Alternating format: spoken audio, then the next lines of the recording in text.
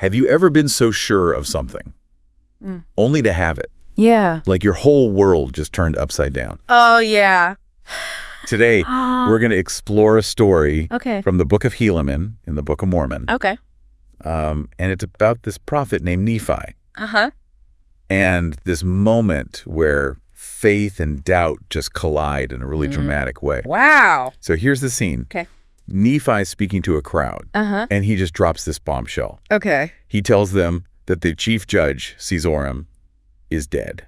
And so at this point, you're in the crowd. Yeah. Would you believe him? Oh, I don't know. Right. I think most people would be skeptical. Would you be skeptical? Unless he really was a prophet. Yeah, that's the question facing these 5 men. Right. And they decide to put Nephi to the test. Yeah, They're like, behold, now we will know of a surety whether this man be a prophet, and God hath commanded him to prophesy such marvelous things unto us. Behold, we do not believe that he hath. Yeah, we do not believe that he is a prophet.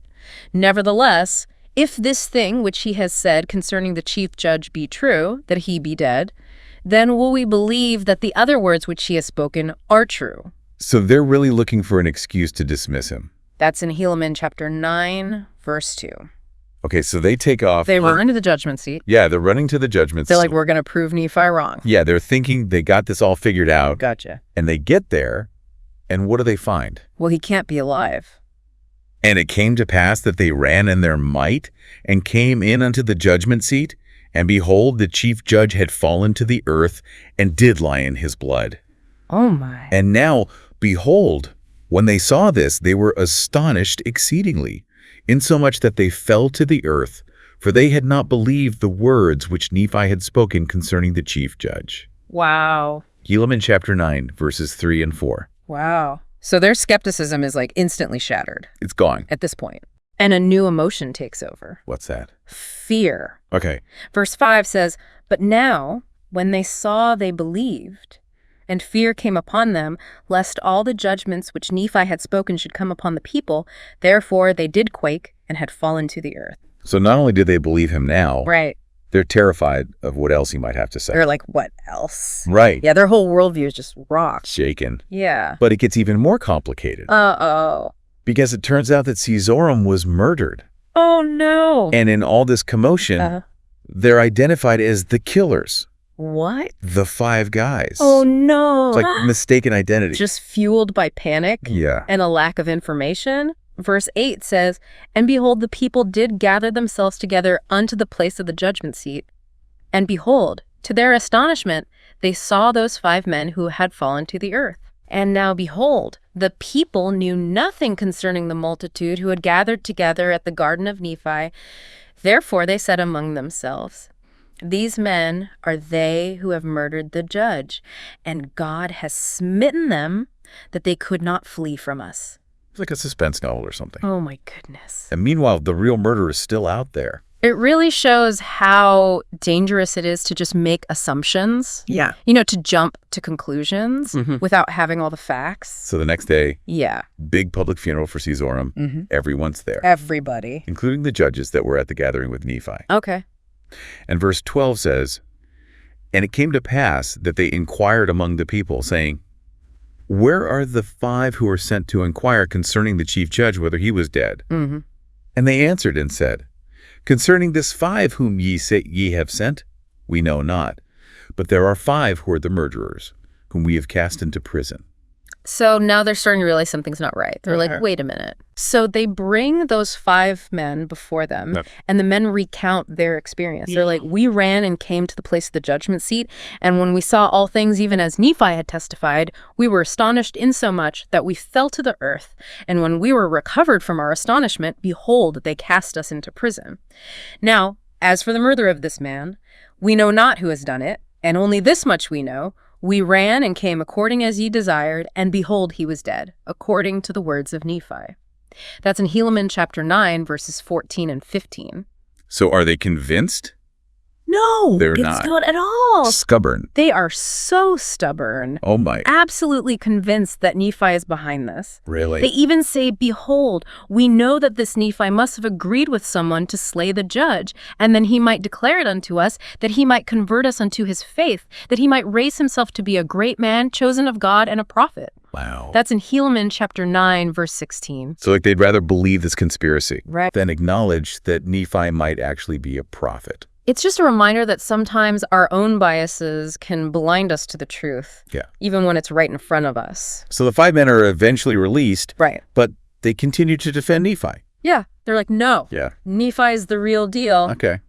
But the crowd is still riled up. Yeah. They're demanding answers. So now Nephi's brought before them. They're like, we need answers. Yeah. And so Nephi's brought before this multitude. Like he's on trial. It really does feel like he's on trial. Yeah. Verse 19 reads, nevertheless, they caused that Nephi should be taken and bound and brought before the multitude, and they began to question him in diverse ways that they might cross him, that they might accuse him to death. They try and trap him. Yeah, they're trying to discredit him. And silence him. Trying to silence his message. It's a tense situation. It's a very tense and volatile situation. So what does Nephi do in the face of all this hostility? I mean, what can he do? Well, he stands his ground. He does. Yeah, in a moment of incredible courage, he confronts their accusations head on. He doesn't try to appease the crowd or water down his message. Right. He delivers this powerful rebuke, Okay. calling them out for their wickedness and their refusal to see God's hand in all of this. Wow. He doesn't hold back. He knows the risks, Right. but he also understands the importance of his mission. Oh, ye fools, ye uncircumcised of heart, ye blind and ye stiff-necked people, do you know how long the Lord your God will suffer you, that ye shall go on in this your way of sin? Oh, ye ought to begin to howl and mourn because of the great destruction which at this time doth await you, except you shall repent. Wow. That's from Helaman chapter 9, verses 21 and 22. Wow. So he's not just defending himself. Right. He's challenging their way of life. Yeah. Yeah. He's calling them to repentance, to Yeah. a higher standard. Right. And then he takes it a step further. What does he do? Instead of just refuting the accusations, he offers to give them another sign, another proof of his prophetic authority. Does he like call down fire from heaven or something? He points them directly to the murderer, Oh, really? Chilthontum, Oh, okay. the brother of the slain chief judge. Okay. And not only that, he predicts exactly how events will unfold Really? when they confront Shantum. He's putting a lot on the line. Right. If it doesn't go down like he says, Yeah. his credibility is shot. It takes absolute faith in God's power to do that. It's amazing. Let me read you his prediction. Okay. Starting in Helaman chapter 9, verse 26. Okay. He says, behold, I say unto you, go to the house of Shantum, who is the brother of Cezoram, and say unto him, has Nephi, the pretended prophet, who doth prophesy so unto evil concerning this people, agreed with thee, in the which you have murdered Cezoram, who is your brother? And behold, he shall say unto you, nay. And ye shall say unto him, have you murdered your brother? And he shall stand with fear, and wist not what to say. Wow. He's laying it all out there. He is. Step by step. Yeah. It's like he's watching the scene play out. Almost like he's right there, Yeah. seeing it happen. That's amazing. And then he continues in verse 29, and behold, he shall deny unto you, and he shall make as if you were astonished. Nevertheless, he shall declare unto you that he is innocent.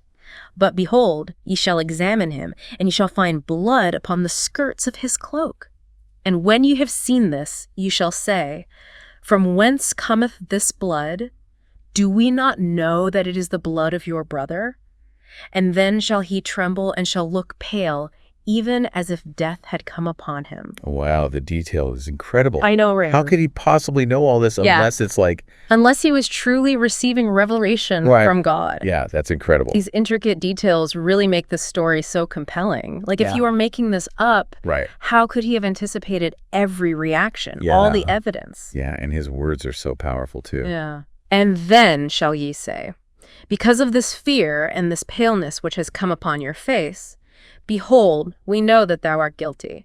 And then shall greater fear come upon him, and then shall he confess unto you, and deny no more that he has done this murder. And then shall he say unto you, that I, Nephi, know nothing concerning the matter, save it were given unto me by the power of God. And then shall ye know that I am an honest man, and that I am sent unto you from God. So he predicts not only the confession, Right. but the exact words he'll use to try and clear Nephi's name. I mean, that takes guts to put that out there like that. That's amazing. So the question is, will they actually go confront Shantum? Right. And if they do, will it all go down like Nephi said? Well, I guess we'll find out. They do go confront him. They do. And everything happens exactly like Nephi said it would. Go away. Yeah. Verse 37 of Helaman chapter 9 says, "And it came to pass that they went and did, even according as Nephi had said unto them. And behold, the words which he had said were true, for according to the words he did deny, and also according to the words he did confess." Wow. I can only imagine being there and seeing that. I know. So at this point, everybody believes right. You would think so, right? Yeah. But human nature is complicated. Yeah. While Shantinum's confession does lead to them releasing the 5 men in Nephi, Okay. Yeah. doesn't lead to everybody believing. Really? Yeah. Even after all that? Even after witnessing that firsthand, Why? it just goes to show the power of Yeah. individual perception Yeah. and just how personal belief is. Some people, even when they see the evidence, they're Yeah. still going to hold on to their doubts. Yeah. It's more than just Yeah. the facts, right? It's a matter of the heart. It really is. It's not just about what you think. Yeah. It's about what you feel. Yeah. So what does the text say about how people reacted? Well, verse 39 of Helaman chapter 9 says, "And there were some of the Nephites who believed on the words of Nephi, and there were some also who believed because of the testimony of the 5, for they had been converted while they were in prison." So there's like a mix of reactions there. Yeah. You've got some who believe because of Nephi's prophecy. Uh-huh. Some believe because of the 5 men Right. who were in prison. And they saw firsthand what happened. Yeah. That's so interesting. Those 5 men went from Right. doubters to Total believers. believers. Yeah. They went from wanting to disprove Nephi Yeah. to being like the living proof Right. of his prophetic calling. Yeah. That's a powerful transformation. It really is. It makes you think, what would it take for any of us to Right. change our beliefs? I mean, what kind of evidence would we need to see? Are we even open to new information? That's the question. Or are we like those judges just so set in our ways Yeah. that we just refuse to see the truth? Even when it's right there, even when it's staring us in the face, Staring us in the face. it's easy to judge them. Yeah. But I think we've all been there. We've all been guilty of that. Yeah. Clinging to our own Yeah. biases. Yeah. You really have to be humble Absolutely. to embrace the truth. Yeah, and to let go of your ego. Wherever it may lead you. Yeah. That's a powerful lesson. Absolutely. It's not just a story. Right. It's like an invitation To look inward. to really examine Yeah. our own hearts. Question your assumptions. Yeah, to be open to the possibility. Extraordinary. Yeah, the truth can be found Yeah. in unexpected places. Absolutely. And sometimes you got to let go Let go of your own understanding. to find it. Yeah. Well, thank you for joining us. If you've enjoyed this discussion, be sure to subscribe to the podcast for more conversations like this one. Thanks for listening.